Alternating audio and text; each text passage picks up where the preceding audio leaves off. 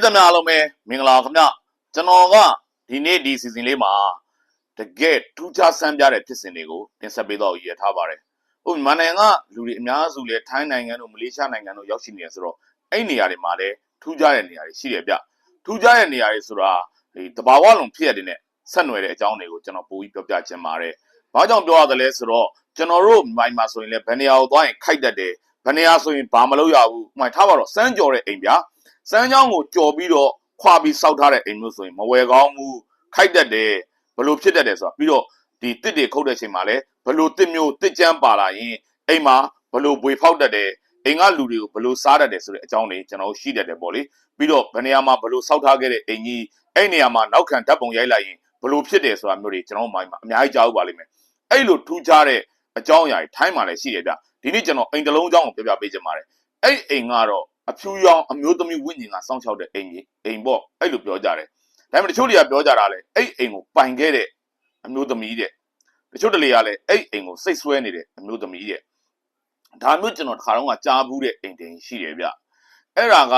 ကျွန်တော်ရခိုင်ပြည်နယ်ကအိမ်တိန်မှာကိုလိုနီခေတ်ကအဲ့ဒီအင်္ဂလိပ်ရဲ့သမီးပေါ့လေသူကအိမ်အောင်ကြပြီးတော့ကလေးလေးရတယ်ညဘက်လာတာညတွေဆိုရင်အဲ့လိုကလေးလေးကိုသူကရှီပြီးတော့ရှော့သိမ့်တတ်တယ်အဲ့အိမ်ထဲမှာဒန်းစီးတယ်ပေါ့ဒန်းကိုလွှဲပြီးတော့သူကဒန်းစီးနဲ့ကလေးကိုရှော့သိမ့်တတ်တယ်သင်းဆိုပြီးတော့အဲ့ဒါသင်းဆိုတဲ့အတန်ကိုတော့နောက်ပိုင်းမကြားရတော့ဘူးပေါ့လေအခုနောက်ပိုင်းခေတ်မှာ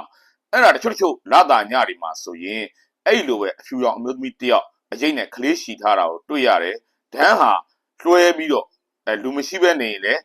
လွှဲနေတာမျိုးမြင်ရတယ်လေတိုက်လိုပဲလွှဲသလားဒါမှမဟုတ်အဲ့ဝိညာဉ်များရှိနေသလားပေါ့လေတချို့တလေလူတွေကတော့အဲ့နေရာမှာအဲ့လိုအမျိုးသမီးကကလေးရှီနေတာကိုလာတာညတွေမှာမထင်မှတ်ပဲတွေ့ရတယ်ဆိုတော့ပြောရမျိုးရှိတယ်ဗျ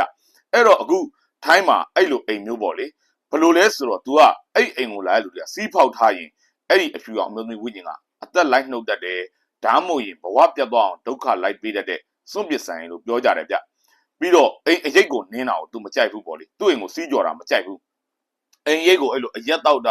ဆေးတွေသုံးပြီးတော့ဝင်လာတာအဲ့လိုမျိုးလုပ်ပြီးတော့သူ့အိမ်ထဲမှာလှုပ်ရှင်တာတွေလုပ်သွားရင်အဲ့အဖြူအောင်ဝိညာဉ်အမျိုးသမီးကစိတ်ဆိုးပြီးတော့လက်စားလိုက်ရှည်တတ်တယ်လို့ပြောတယ်ဗျထိုင်းကစွန့်ပစ်တဲ့ဆိုင်ပေါ့လေအဲ့ဒါဗမာရှိတာလဲဆိုတော့ဒီတာဝီဝတ္တနာဆိုတဲ့နေရာမှာရှိတယ်စီရင်စုခရိုင်ပေါ့လေ province လို့ပြောတယ်စီရင်စုခရိုင်လည်းဖြစ်ဖြစ်ပြည်နယ်လည်းဖြစ်ဖြစ်ပေါ့အဲ့ဆိုင်ကြီးရှိပါတယ်လူသူကင်းမဲ့တဲ့ဆိုင်တော်လို့အဲ့အိမ်ကိုလူသိများတယ်တဲ့ဒီစွန့်ပစ်ဆိုင်ကြီးနာမည်ရလာတာကတော့ယောက်ျားလေး9ယောက်ရဲ့ကံကြမ္မာနဲ့ဆက်နွယ်ပတ်သက်နေတယ်လို့ပြောကြတယ်ဗျ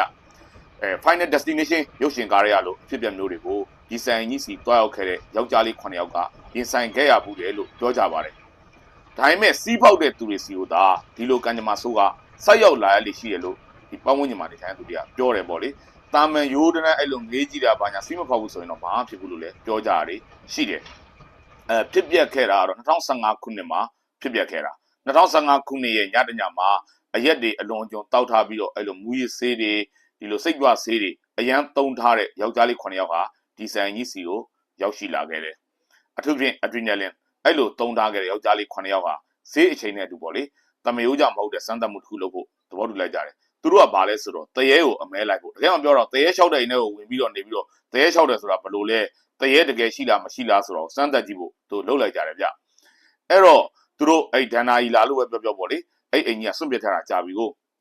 အဲ့တာဝီဝတ္တနာပြည်နယ်တွေကအဲ့တရေလျှောက်ပါတယ်ဆိုတဲ့နာမည်ကြီးရဲ့စွန့်ပစ်အိမ်ကြီးကိုသူတို့ရောက်လာခဲ့ကြတယ်ဒီအိမ်ကတကယ်ပဲတရေလျှောက်သလားမလျှောက်ဘူးလားလူတွေကပဲတမင်းသက်ပြောနေသလားဆိုတော့သူတို့အကဲစမ်းမှုအဲ့မှာလောက်ကြအောင်အဲ့ဒီကလမ်းချင်းလေးတွေကိုသူတို့ကားမောင်းပြီးဝင်ရောက်လိုက်တဲ့အခါမှာသူတို့ကစွန့်ပစ်ဆိုင်ကြီးနှလုံးကိုတွေးလိုက်ရတယ်တဲ့အဲ့ဒီအချိန်မှာပဲနည်းနည်းရှမ်းစိမ့်စိမ့်တော့ဖြစ်လာတယ်ပေါ့လေထူးခြားတာတကူကသူတို့အိမ်ထဲကိုမဝင်ခင်မှာအိမ်ကပထမမိတွေလင်းနေတယ်ဗျာသူတို့အိမ်ထဲဝင်ဖို့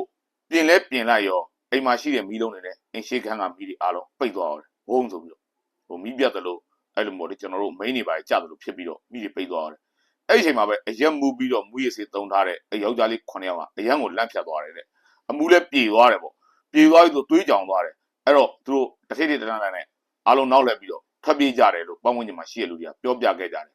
ဒါပေမဲ့ချက်ချင်းကြီးမဖြစ်ဘူးနော်သူတို့အဲ့အိမ်ကဝိညာဉ်ကျိန်စာဟာသူတို့မေ့ပြောက်လောက်ပြီးဆိုမှပဲသူတို့စီကိုရောက်လာပြီးလက်စားရှိတယ်တဲ့ဒါကတကယ်ဖြစ်ပျက်ခဲ့တဲ့အကြောင်းအရာတစ်ခုပေါ့လေတာဝီဝတ္တနာတွေကစွန့်ပစ်ဆိုင်ကြီးစီကိုရောက်သွားခဲ့တဲ့လူငယ်တွေကသူတို့ရှာဖွေခဲ့တဲ့အိမ်ထဲမှာရှိတဲ့ဝိညာဉ်ပေါ့လေ အဲ့ဝိညာဉ်ဟာ3လကြာမှာတော့သူတို့စီကလူငယ်2ယောက်စုစပြီးရောက်လာတယ်ဘလို့တွေဖြစ်တာလဲဆိုတော့သူတို့အဲ့ဒီကောင်လေးနှစ်ကောင်စိုက်ကယ်စီးနေတယ်စီးနေတဲ့အချိန်မှာစိုက်ကယ်တိမ်းမောင်ဖြစ်ပြီးတော့ဒဏ်ရာတွေကမသေးုံတမဲဆူဆူရွရရှိသွားခဲ့တယ်တဲ့တချို့ကောင်လေးတွေကတော့ဇီဝိန်းရွှေခမ်းရတဲ့ဖြစ်သွားခဲ့တယ်ခင်ဗျအဲ့ဒါကတော့အိမ်တလုံးအဲ့ထဲမှာအဲ့အိမ်ကိုသွားခဲ့တဲ့ကောင်လေး2ယောက်ရှိတယ်အဲ့ကောင်လေး2ယောက်ရှိနေတော့မှအိမ်မီးထလောင်တယ်2ယောက်လုံးအဲ့ထဲမှာသေသွားတယ်အဲ့ဒါပြီးတော့တစ်နှစ်အကြာမှာအဲ့အိမ်ကြီးတွေကိုတရေချောင်ဝင်ခဲ့တဲ့လူငယ်နောက်တစ်ယောက်ရှေ့က2ယောက်စိုက်ကယ်မောက်ခဲ့တဲ့2ယောက်လိုပဲ accident ဖြစ်တယ်စိုက်ကယ် accident ဖြစ်တာမှလည်းဒဏ်ရာတွေဆူဆူရွာရရှိပြီးတော့ရုပ်ပြက်ဆင်းပြက်ဖြစ်တဲ့အထိဖြစ်သွားခဲ့တယ်လို့ပြောကြတယ်ဗျအဲ့လိုဖြစ်လာတော့မျက်မြင်သက်သေတချို့ပေါ့လေအဲ့ပတ်ဝန်းကျင်ကလူတွေအဲ့ accident ဖြစ်ခဲ့တဲ့နေရာတွေမီးလောင်သွားတဲ့အိမ်ရဲ့နေရာကပတ်ဝန်းကျင်ကလူတွေကိုမေးကြည့်တဲ့အချိန်မှာတော့အဲ့အဖြူအောင်ဝတ်စုံဝတ်ထားတဲ့အမျိုးသမီးဝိညာဉ်ကြောင့်ကိုသူတို့အဓိကထားပြီးပြောပြခဲ့တယ်စိုက်ကယ်မတော်တဆမှုတွေမှာဆိုရင်လည်းစိုက်ကယ်ရဲ့နောက်မှာအဲ့အဖြူအောင်ဝတ်စုံဆင်မြန်းထားတဲ့အမျိုးသမီးတယောက်လိုက်ပါစီးနင်းလာတာကိုမြင်ခဲ့ရတယ်အဲ့မျိုးသမီးကိုလျှက်တစ်ပြက်တွေးလိုက်ပြီးတဲ့နောက်မှာပဲအဲ့စိုက်ကယ် accident ဖြစ်တယ်ဆိုတာမျိုးမျက်မြင်သက်သေတွေကပြောကြတယ်ဗျအိမ်ကြီးမီးလောင်လို့လူငယ်2ယောက်သေဆုံးတော့ကလည်းမီးလောင်တဲ့အိမ်ကြီးတွေကိုမီးမလောင်ခင်မှာအဖြူအောင်ဝတ်စုံဝတ်ဆင်ထားတဲ့အမျိုးသမီးတယောက်လက်ကနဲ့ဝင်သွားတာကိုမြင်လိုက်ရတယ်လို့ပတ်ဝန်းကျင်မှာရှိတဲ့သူတွေကပြောပြခဲ့ကြတယ်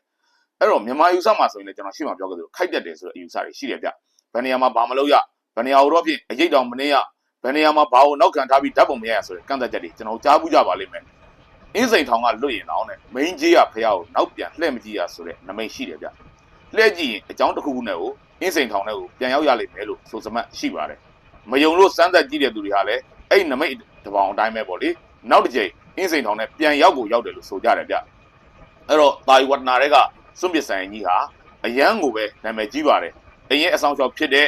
အဖြူရောင်မျိုးသွင်းဝိညာဉ်ဟာအိမ်ထဲကိုစီးဖောက်ပြီးတော့ဝင်ရောက်တာမနှင်းပြို့ဝဲစိတ်ထားရင်လည်းဝင်ရောက်တာတွေကိုလုံးဝသဘောမကျပဲအတေးအမှတ်ထားပြီးတော့တံပြန်လက်စားရှည်တာမျိုးတွေကိုလုပ်တတ်တယ်လို့ပတ်ဝန်းကျင်မှာရှိတဲ့သူတွေကပြောပြကြတယ်ဗျဒါကြောင့်လဲထိုင်းရဲ့ကြောက်စရာအကောင်းဆုံးနဲ့လုံးဝကိုမသွားရောက်သင့်တဲ့နေရာတွေထဲမှာတာဝတ္တနာကဒီစွန့်ပစ်ဆိုင်ကြီးလည်းတစ်ခုပါဝင်ဖြစ်တယ်ဆိုတော့ကိုပြည်သက်တွေသိရှိရအောင်တင်ဆက်ဖော်ပြပေးလိုက်ပါတယ်ခင်ဗျာကြည့်ရှုအားပေးတဲ့ပြည်သက်အားလုံးကိုလည်းအထူးပဲကျေးဇူးတင်ရှိပါတယ်ခင်ဗျာ